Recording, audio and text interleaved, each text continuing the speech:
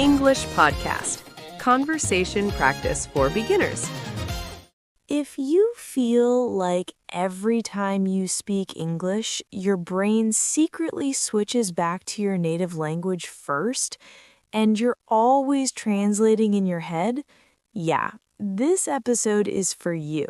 Like that moment when someone asks you a simple question in English and your brain goes, okay, wait, translate, build the sentence, now say it. Meanwhile, the conversation already moved on. Exactly. So today, we're going to show you why this happens, and more importantly, how you can start thinking directly in English so conversations feel faster, more natural, and way less stressful. And the cool thing is, this isn't about memorizing a bunch of grammar rules. Not at all. It's actually about changing how your brain interacts with the language. Because once you understand this shift, speaking English starts to feel much more automatic. And honestly, I've seen this happen with so many learners.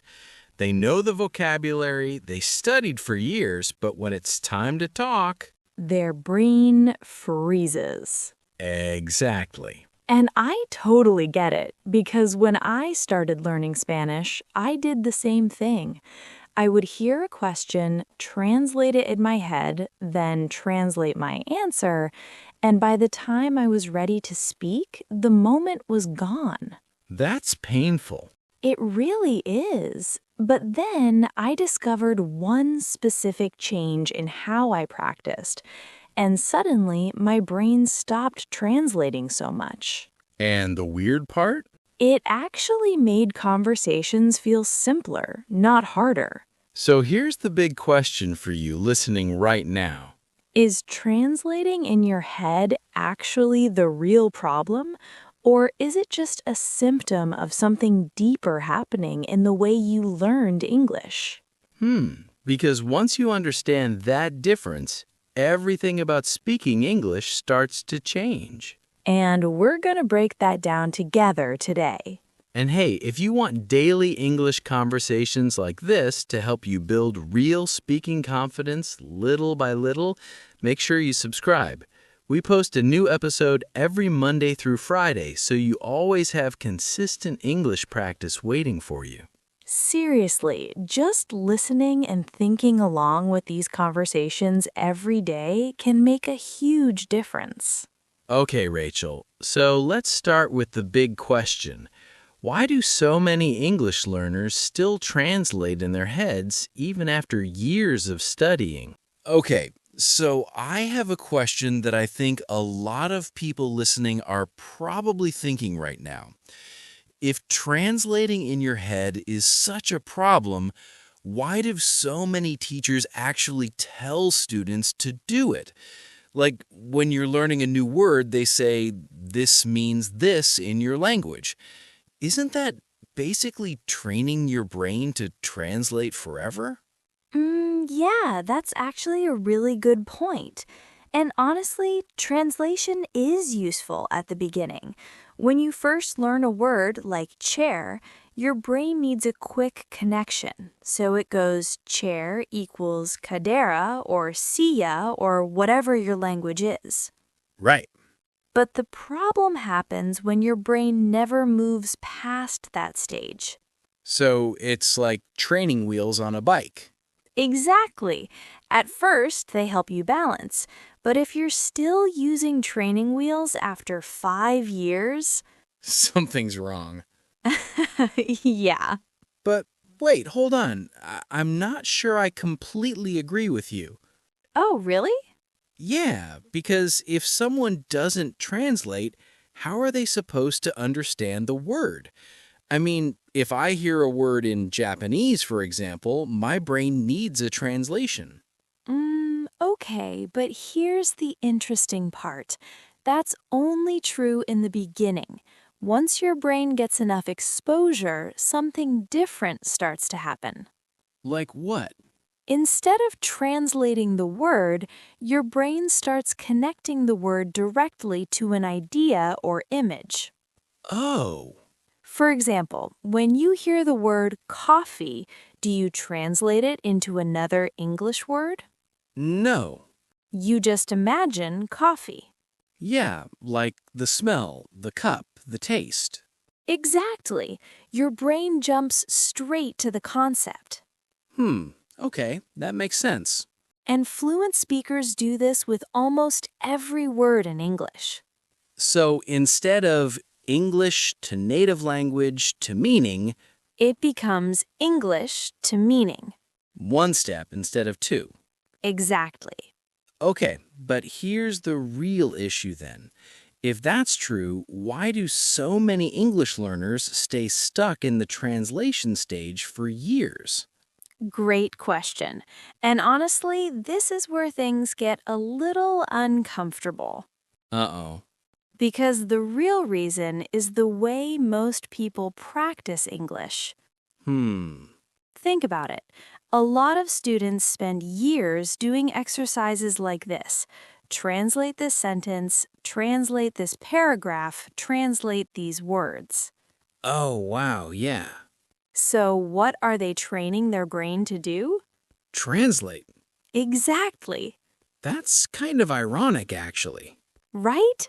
They want to stop translating, but their study method is literally teaching their brain to translate faster. That's like trying to stop checking your phone while practicing checking your phone. Yes, exactly like that. Okay, wait, I just realized something. What? This explains something that always confused me. Go on. I've met people who can read English really well, like really well, but when they try to speak, They freeze? yeah. That happens because reading often gives you time to translate. Speaking doesn't. Oh, wow. When someone asks you a question in a real conversation, your brain has maybe, 2 seconds? Maybe less.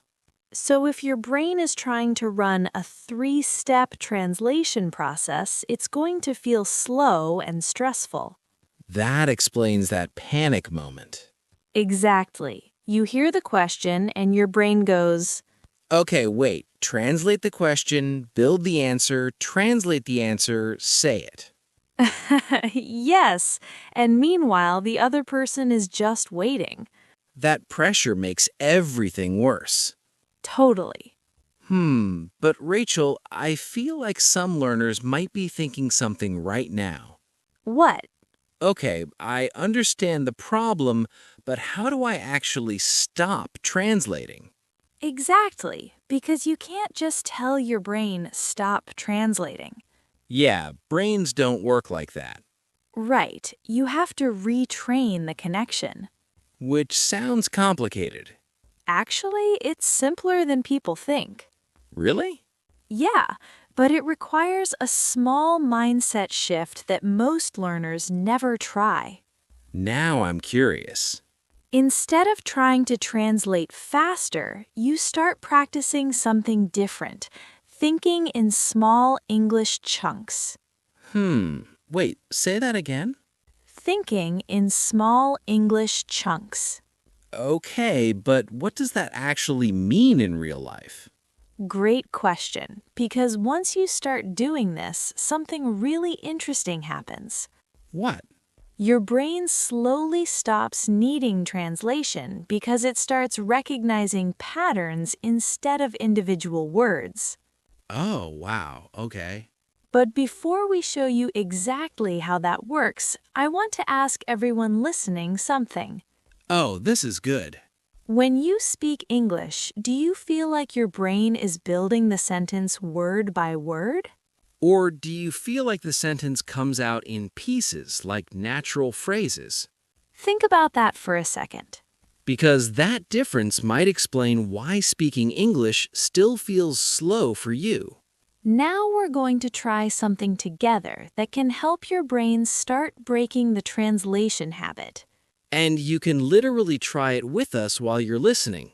Yep, real practice. Okay, Rachel, so if someone listening right now is thinking, All right, I get it. My brain keeps translating. What can they actually do today to stop it? Yeah, because telling your brain stop translating doesn't work. If it did, everyone would already be fluent. Exactly. So instead, we need to change how the brain connects English to meaning. Okay, I like where this is going. So, we're going to share 3 simple hacks that force your brain to start thinking in English. And these are things you can try literally today. Yep, no special apps, no complicated exercises. Just things your brain responds to naturally. Exactly. All right, hack number 1. Hack number 1 is something I call the image trick. Sounds interesting. Most learners connect English words to their native language first. Yeah, like English word to translation to meaning. Exactly, but fluent speakers connect words directly to images or ideas. So there's no middle step. Right, let's try something right now. Okay? When I say the word beach, what do you see? Sand, ocean, waves. Right, you didn't translate anything. My brain just pictured it. Exactly. So when you learn a new word in English, try this. Imagine the object instead of translating it. So if you learn the word bicycle, Picture the bicycle. don't search for the word in your language. Exactly. That's actually a really powerful shift. And you can practice this right now. Look around your room and name objects in English. Like table, window, phone. But focus on the image, not the translation. I like that one. Hack number 2 is even more powerful during conversations. All right, let's hear it. I call this the 3-word rule. What's that? When you speak English, try to express ideas using 3 or 4 words at a time. Wait, really? Yeah, because the moment you try to build a long sentence, Your brain starts translating. exactly. Okay, give us an example. Instead of saying, I think learning English is difficult because I don't practice enough, That's a lot for the brain. break it into chunks. Like what? English is hard. I don't practice much. Oh, wow, yeah. Same message, much easier. And your brain can produce that faster. Exactly. That actually sounds more like real conversation, too. Because it is. Okay. I like that one a lot. Now, hack number 3 is my favorite. All right, let's hear it. Narrate your life in English. Wait, like talking to yourself? In your head, yes. Okay, this is interesting. Imagine you're making coffee. All right. In your mind, you say things like, I'm making coffee. I'm making coffee. The water is hot. I need more sugar. That actually sounds fun. And it's powerful because your brain connects English directly to real life. Not to translation. Exactly. Honestly, if someone did this 5 minutes a day... It would make a huge difference. Okay, wait. Let's challenge everyone listening. Yes. After this episode ends, Try this for 5 minutes. look around you and describe everything in English. What you're doing, what you see, what you're thinking. Short sentences. No translation. Just English. And at first, it might feel strange. But that's actually a good sign. Yeah, that means your brain is building a new habit. But Mike, there's actually one moment during conversations when translation becomes much stronger. Oh yeah, that moment is brutal. It's the moment when someone asks you a question and your brain suddenly goes blank. Yeah, like your brain freezes. Exactly. And there's actually one simple trick that can stop that freeze almost immediately. But here's the funny part. Most learners never try it. And when they do, it changes the way conversations feel almost instantly. We'll show you that trick in a minute, because once you know it, those panic moments during conversations become much easier to handle. yeah, and it's surprisingly simple. Okay, before we show you this trick Rachel mentioned, the one that helps when your brain suddenly freezes, I want to ask everyone listening something. Oh, this should be interesting. Yeah, because I'm really curious about this. When you try to speak English, what usually happens first? Good question. Is it A, your brain starts translating everything? Or B, your brain just goes completely blank. Because those are actually two very different problems. And the solution for each one is different. Exactly. Some learners think they're translating too much. But the real problem is that their brain is trying to be perfect. Oh yeah, perfection is dangerous when you're learning a language. Totally. And other learners actually know the words. But when someone asks them a question, their brain just goes, haha, yeah, Like the screen goes black. exactly. If that happens to you, you're not alone. Not at all. That's one of the most common things we hear from English learners. So here's what I want you to do. Oh, I like this. Pause for a second and think about your experience. When you speak English, Do you translate too much? or does your brain freeze? And if you're watching this on YouTube, tell us in the comments. Yeah, just write something simple like, I translate. or My brain freezes. that helps us understand what you're experiencing. And honestly, reading those comments also helps other learners realize something important. They're not the only ones struggling. Exactly. Because learning a language can feel lonely sometimes. Yeah, especially if you don't have many people to practice with. But that's one of the reasons we started this podcast. To make English practice feel more like a conversation with friends. Exactly. Actually, Rachel, I want to ask you something. Go for it. When you were learning Spanish, did your brain ever freeze like that? Oh my gosh, yes. Really? All the time. Even as a language teacher? Oh, totally. Being a teacher doesn't protect you from awkward moments. Yeah. I remember once someone asked me a simple question in Spanish and my brain just stopped. What happened? I knew the words, I knew the grammar, but my brain panicked because I wanted to answer perfectly. Oh, wow. And that pressure made everything worse. That's interesting. Because once I stopped trying to be perfect, Speaking became easier? way easier. I think that's something a lot of learners need to hear. Definitely. Your brain doesn't need perfect English to communicate. It just needs enough English. That's a good way to say it. Thanks.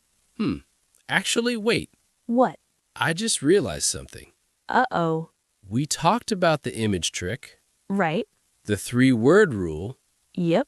and narrating your life in English. Exactly. But none of those things solve the panic moment during conversations. You're right. That moment when someone asks you something and your brain suddenly feels empty. Yeah, that's the hardest part. And that's exactly where that one simple trick comes in. The one we mentioned earlier. Yep.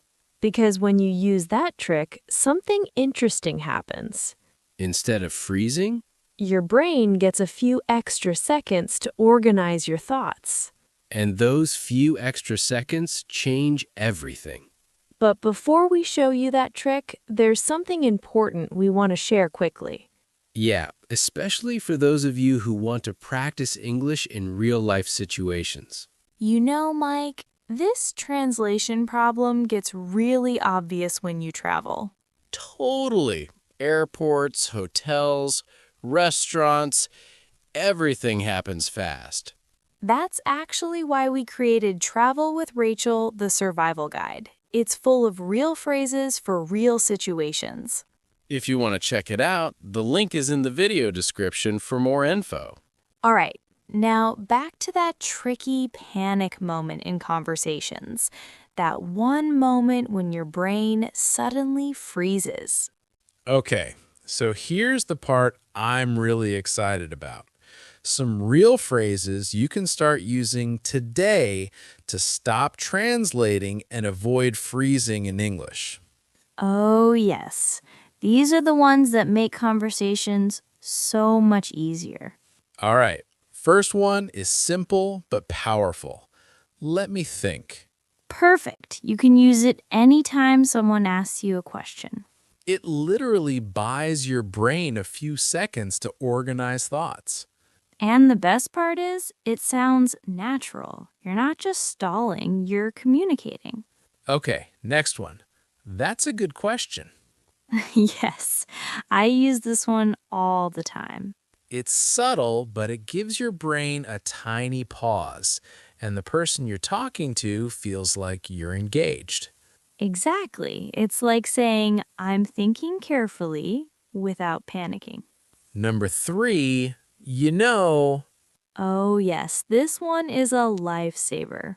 it fills a tiny gap while you figure out the next words. And it's super natural in English conversation. Native speakers do it all the time. Fourth one, and this is my favorite, it depends. Yes, so versatile.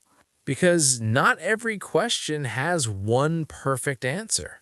And saying it depends instantly buys mental space. You can explain your thoughts afterward. Okay, so here's the thing. I just realized What? there's actually one phrase out of all these that works better than the others in those high-pressure moments. Oh, I know which one you mean. Yeah, and once you start using it, it feels like your brain finally stops translating automatically. It's like a tiny magic phrase. But here's the thing. Most learners never use it. And if you try it right now, you might notice something surprising about how quickly you start thinking in English. Exactly. And that's what we're going to practice so you can start using it today in real conversations. All right, Rachel, I'm pumped. Let's actually try this magic phrase you were talking about. Yes. Okay, everyone listening, this is the one that can stop your brain from freezing. So, what's the phrase? It's, that's interesting. Sounds simple. It is simple, but it's powerful because when someone asks you something and your brain starts panicking, You say, that's interesting. yep, and instantly your brain gets a moment to process. Oh, wow. I can see that working. And the best part? It feels completely natural in conversation. So, let's practice. I ask you a question. Okay, Mike, do you think learning English is harder than learning Spanish? that's interesting. Because in some ways, Spanish is easier for me, but English has so many exceptions. See? You didn't freeze. You had a natural way to start thinking in English. Exactly, and it sounds like a real conversation, not a translation exercise. Okay, now you ask me. All right. Rachel, do you ever feel nervous speaking English to new people? That's interesting. Yeah, sometimes I do. But I remind myself it's okay to make mistakes. Perfect. Wow, that really works. And here's a tip for you listening. Practice this with any small conversation you have today. Even if it's just in your head. Say something like, that's interesting, before answering. Exactly. The more you use it, the more natural it becomes. Okay. Rachel, I feel like we've covered a lot. We have, but remember the first hacks we shared?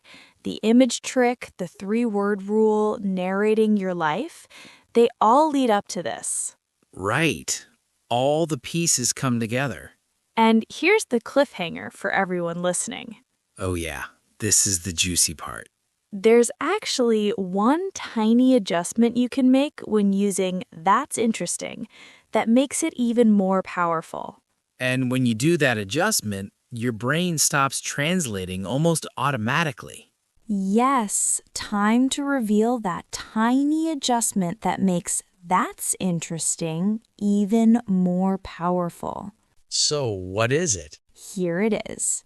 When you say, "that's interesting," add a tiny pause right after it. A pause? That's it? Yup, just a second.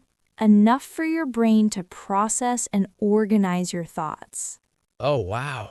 I can already feel how that works. And the magic of it, that pause plus phrase combo gives your brain the space to stop translating and respond naturally in English.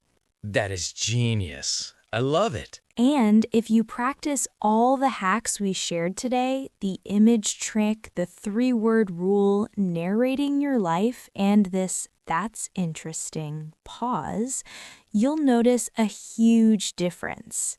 Honestly, I already feel more confident just talking about it. And for everyone listening, keep practicing.